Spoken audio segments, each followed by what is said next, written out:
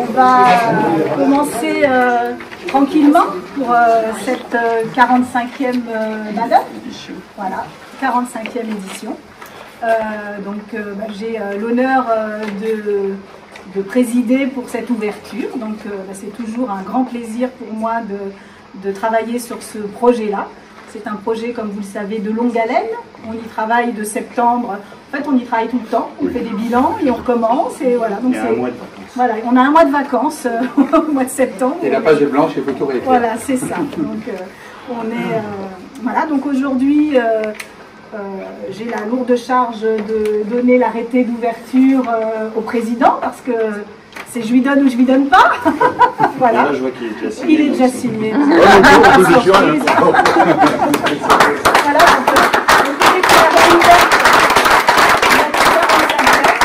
avec cet arrêté d'ouverture qui est fait, et c'est toujours un plaisir de travailler. Voilà. Merci. Je tiens le sésame. Donc il va y avoir un petit temps de parole pour tout le monde. Donc Mike va prendre la suite. Voilà. Ensuite nous aurons le père Christian. Le représentant d'Oust-à-Brocéliande Communauté qui est là. Ensuite, normalement, il y a Marie-Hélène qui doit être par là, mais elle va nous rattraper ou pas nous rattraper. Et puis Paul finira la marche. Parce que un grand merci à Paul qui a négocié pour qu'on puisse la maintenir cette année. C'était quand même une Madone qui était un peu sur le fil, à cause du fil de Lorient, on va le dire comme ça. Donné jusqu'au 31 octobre. Voilà. Voilà, on s'était donné, étant donné que vous avez tous eu les infos, que le Festival intersectique de Lorient a été décalé d'une semaine, ce qui aussi pouvait nous donner quelques hésitations, mais avec quelques petits échanges avec Paul, on a pu réussir à maintenir cette 45e, donc un grand merci. Voilà, puis merci aussi à tous mes collègues maires qui participent à cette 45e avec cette balade qui tous les ans est une nouvelle aventure. Et ça, c'est piloté par Serge, si je puis dire, et notre père, mais il va en dire plus que moi tout à l'heure. Mais du coup, voilà, il y a toutes ces... Il y a le maire de Malétroit qui arrive aussi. Voilà, le maire de Malétroit qui doit arriver. Qui a la ville d'arrivée. Voilà, qui a la ville il a un peu de retard, d'arrivée. il m'a dit ça. Et puis, où est-ce qu'est notre coordinateur que je cherche aussi, qui permet aussi que tout se déroule bien, que la préfecture nous délivre le sésame, parce que voilà, ça ne se fait pas qu'entre nous, hein, on a d'autres partenaires, avec les gendarmes, avec les pompiers, avec toute cette belle articulation. Je pense qu'aujourd'hui, on est rodé. Voilà, ça se fait gentiment, dans le calme, avec l'attitude très apaisante de Mike qui nous emmène tranquillement là-dessus. Voilà, donc je la déclare ouverte et puis je donne la main à Mike. Merci Madame le maire. Voilà.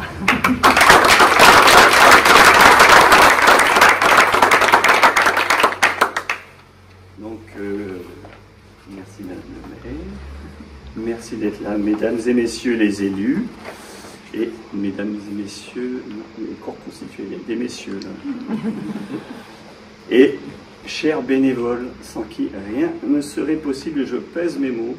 Il y a des gens qui sont là depuis une semaine déjà sur le site, tous les jours. Chers amis de la Madone des Motards. Donc, comme l'a dit Madame le maire, nous ouvrons aujourd'hui la 45e édition du Pardon de la Madone des Motards, ce qui signifie effectivement une nouvelle aventure pour Port-Carreau. Parce que sans une mairie qui nous est favorable, ça ne serait pas possible. Donc comme toujours, chaque édition est différente. Madame Janine Dagnon nous a quittés il y a quelques semaines, si fidèle à cet événement depuis le début, depuis 1979. Et puis, quelqu'un que je ne vais pas présenter ici, Jean-Luc Durox, qui est à l'hôpital pour un problème de santé assez important.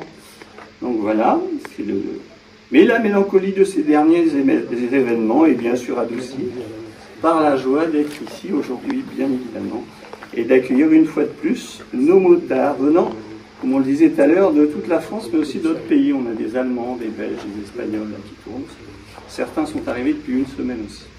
Pologne. Certains sont ici, oui, depuis une semaine. Oui. Et on en a rencontré beaucoup. Et ainsi, nous sommes heureux de participer à la vie économique du département, de la communauté de communes, et même de notre petit pays aussi autour, parce que forcément, ces gens se logent.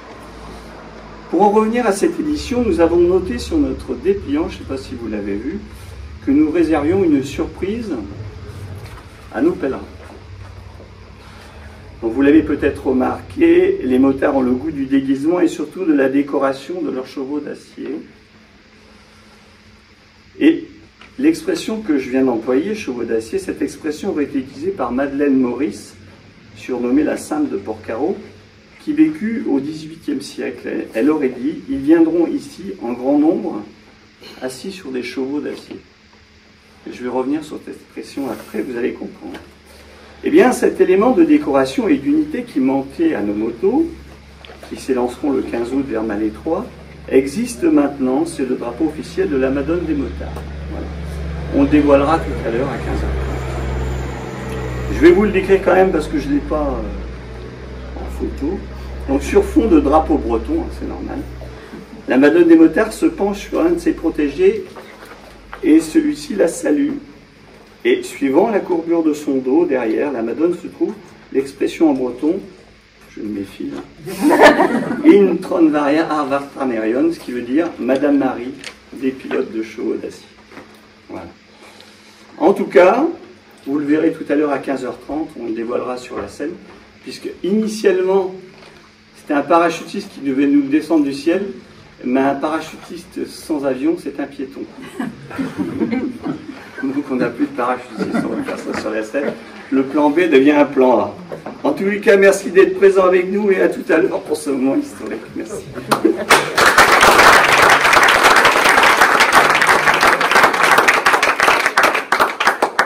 Bon, question. Merci à tous. Merci à la mairie, merci à Mike, merci à tous les bénévoles, merci à toutes les mairies, à tous ceux qui ont collaboré pour que cette édition 2024 se mette en place. Tout simplement, joyeusement, et comme je dis toujours, je suis toujours émerveillé de l'accueil qui nous est réservé partout où on passe et de voir tous ces visages, toutes ces personnes qui servent, qui sont là pendant plusieurs jours, qui travaillent, voilà, d'arrache-pied. On a vécu ça depuis le début, je trouve que ça se passe cette année hyper bien. Voilà, et il y a une grande osmose, une grande communion, une grande fraternité. Voilà, et je dis, la Madone, c'est une vraie fourmilière où chaque petite fourmi fait son travail et à la fin, on a quelque chose de magnifique qui se met en place. Voilà, c'est un bel événement, comme l'avait dit Jean-Luc Durox, voilà, à qui nous pensons fortement. Jean-Luc, un jour je parlais avec Jean-Luc et je dis, pourquoi la Madone? Il me dit, la Madone, c'est un devoir. Merci Jean-Luc. Il dit voilà, c'est une institution, c'est un devoir parce que ça fait 45 ans qu'elle existe et voilà, on est fidèle à la mémoire du père Prévoto qui l'a fondée et donc ça c'est important et à la mémoire de tous ceux qui ont travaillé pour cette Madone depuis tant d'années avec les joies, les peines, les difficultés et tout ce qu'il y a eu, ça n'a pas toujours été facile. Voilà, mais cette édition elle dure toujours et il y a toujours de nouveaux visages qui arrivent pour servir, travailler, être fidèle à ça et ça c'est vraiment incroyable. Et puis l'évêque m'a donné, l'évêque m'a fait confiance et puis il m'a envoyé à partir du 1er septembre officiellement, mais je suis déjà 4 ans à Madone, mais je réside à Porcaro à partir officiellement tout le temps à Porcaro. Voilà, il m'a envoyé pour être là toute l'année au service de la Madone des Motards, tout en étant assistant du curé de Carentoire, voilà, sur ses paroisses pour l'aider, mais je réside à Porcaro toute l'année, donc ça c'est une nouveauté. Voilà, et ça permet aussi d'accueillir toute l'année les motards qui sont nombreux à passer quoi. Voilà, merci aux mairies d'avoir accueilli pour la balade la sortie après la bénédiction. Voilà, ils avaient travaillé d'arrache-pied et je peux vous dire que c'est la première année sur mes 4 ans que je vois que vous avez répondu favorablement et rapidement pour trouver tous les signaleurs. Parce que je sais que c'est pas une mince affaire. Voilà, pour assurer la sécurité de nos motards, ça c'est important. Et Madame Combeau de la préfecture, que je remercie, et tous les... La préfecture, ils nous ont bien aidés, bien collaboré. Bien sûr, ils posent toujours la bonne question qui va bien. Ils veulent que tout se passe bien. Normal. Et voilà. Mais il y a une bonne collaboration entre tout le monde. Et j'ai eu le récépissé de l'autorisation de la balade hier matin. Donc voilà.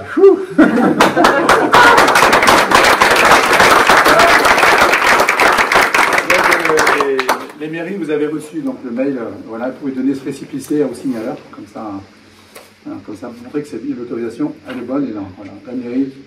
Donc c'est super. Donc merci à tous et dans la joie de vivre ce bon pardon 2024, cette Madone qui rassemble tellement de gens. Je vois tout à l'heure des gens mener le voir partout. Il y en a qui a fait 20 heures de moto pour arriver ici de Pologne avec sa moto. C'est impressionnant quand je vois ça. C'est un bel événement. Quoi. Donc merci à tous. Bonne Madone. Et 20 heures de moto, c'est pas 20 heures de voiture. C'est pas 20 heures de voiture. C'est différent. Je précise. Voilà.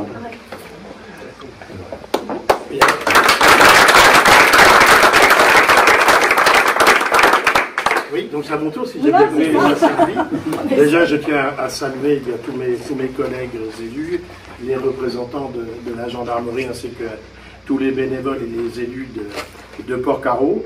Bon, je tiens à excuser Jean-Luc Bléaire, notre président, qui est parti à cette période de l'année, on peut le comprendre, en vacances, et qui m'a demandé de venir le représenter. Et on a à cœur également la Madone de Port-Carreau en ce qui concerne la communauté de communes, parce que ça rentre vraiment dans le programme d'animation de la communauté de communes qui est très largement soutenu. Quand on regarde la semaine dernière, il y avait Malétroit avec toutes ces animations qu'il y avait, etc. On a le Festival Photo Legacy, on a vraiment une richesse sur notre territoire qui est très importante. Et cela rentre automatiquement dans l'activité économique, parce qu'indirectement, tous ces mouvements de personnes consomment sur place, soit à travers les commerces locaux, mais également il y a les locations de gîtes ou les locations sur les terrains de camping, etc. Donc il y a une activité économique et aussi une activité culturelle, parce que quand on regarde aussi bien Malétroit qu'ici, on retrouve la culture derrière. Et je trouve que pour notre milieu rural, c'est hyper important. Pour réussir tout cela, il y a des difficultés.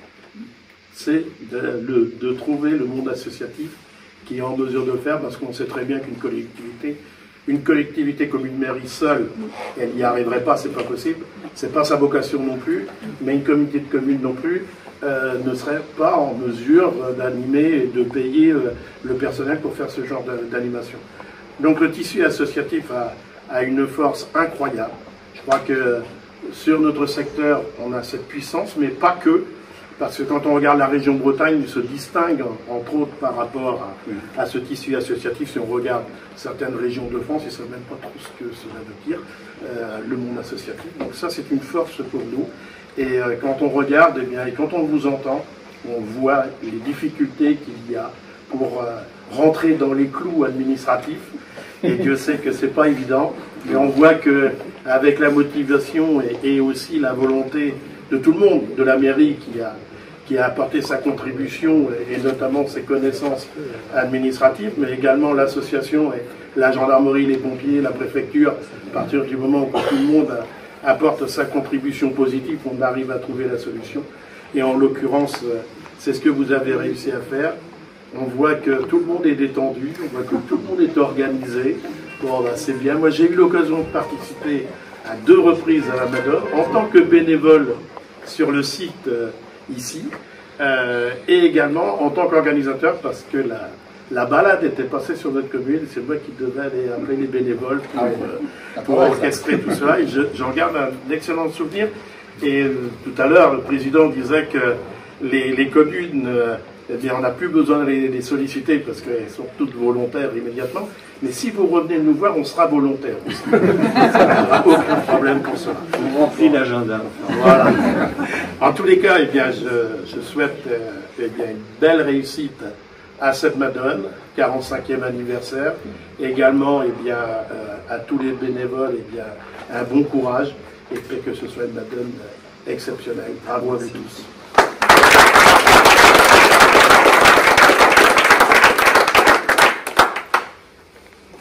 Marie-Hélène n'est pas arrivée. Bon, bah, tant pis, ce sera Paul qui va finir.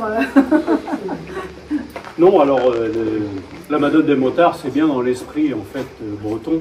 Et c'est vrai que tu as souligné tout à l'heure la différence par rapport à d'autres régions. C'est vrai que nous, on a des repas très souvent qui sont organisés, moules frites, mais il y a tout, les tripes, etc. Et c'est une particularité bretonne parce que dans les autres régions, on dit que ça n'existe pas. Donc c'est vraiment quelque chose qui nous permet d'avoir une cohésion sociale et de pouvoir se faire plaisir. Et là, on est bien dans l'esprit aussi du pardon, parce que c'est à la fois du pardon, mais alors le pardon, ça n'a jamais été en Bretagne uniquement une fête religieuse. Ça a toujours été, même à certains moments, des anecdotes où il fait jouer à la soule et où le préfet interdisait parce que tous les ans il y avait des morts. Donc c'est pour vous dire, les pardons n'étaient pas tous enfin j'allais dire pacifiques et tranquilles.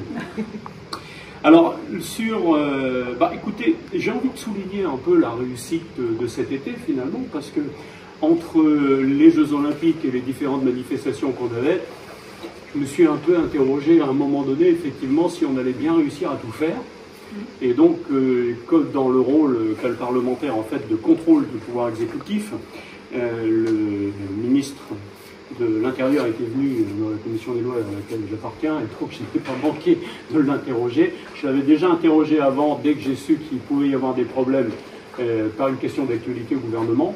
Puis je l'ai réinterrogé dans le cadre de la commission des lois et du contrôle de ce que fait le ministre de l'Intérieur. Et j'ai pu en profiter pour placer à la Madone des motards en même temps, ce qui l'a un peu amusé d'ailleurs, mais ce qui permet quand même de mettre le focus sur vraiment les choses qui nous importent, et la sécurité en particulier. Donc on souligne évidemment le rôle des bénévoles, le rôle des élus qui sont là, parce que je suppose que la Madone va passer dans vos communes respectives, c'est pour ça que vous êtes là. Donc on termine à Saint-Gravé, c'est ça? Malétroit. Ah, Malétroit, on passe par Saint-Gravé, on revient à Malétroit, d'accord. Et merci à tous. Et puis un mot particulier pour Maurice, parce que on m'a dit que peut-être tu allais raccrocher ton tablier, je ne sais pas. Je crois que tu as des mauvais renseignements. Ah, voilà. Et donc, les renseignements sont mauvais, tant mieux, parce que je tiens à souligner ton action il y a quelques années pour remettre tout ça d'équerre vis-à-vis de la sécurité. Et ça nous a permis de repartir sur de bonnes bases avec une Madone qui a reçu l'estampille de la préfecture et qui aujourd'hui ça roule. Et donc on en est très content. Merci à toi parce que tu as fait un travail énorme.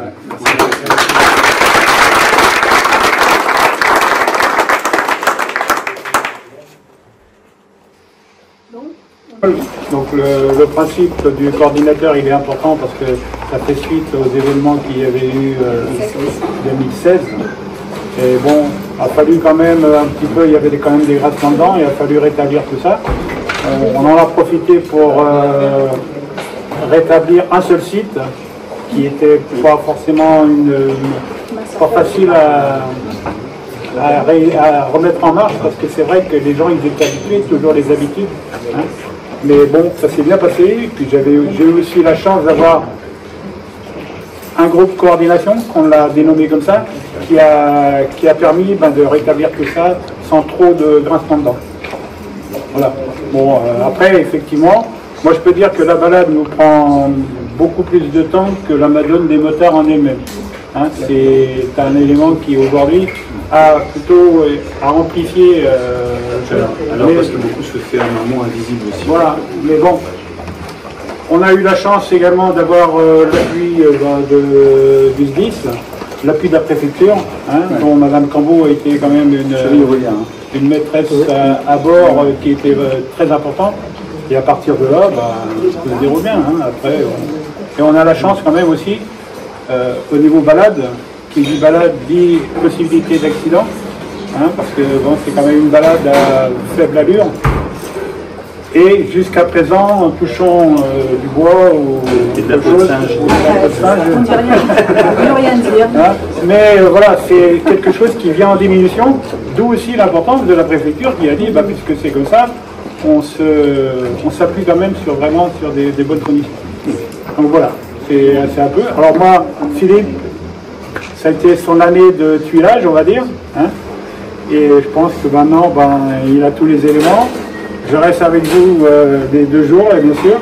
Je ne serai pas là le 16 parce que je pars à partir du 16.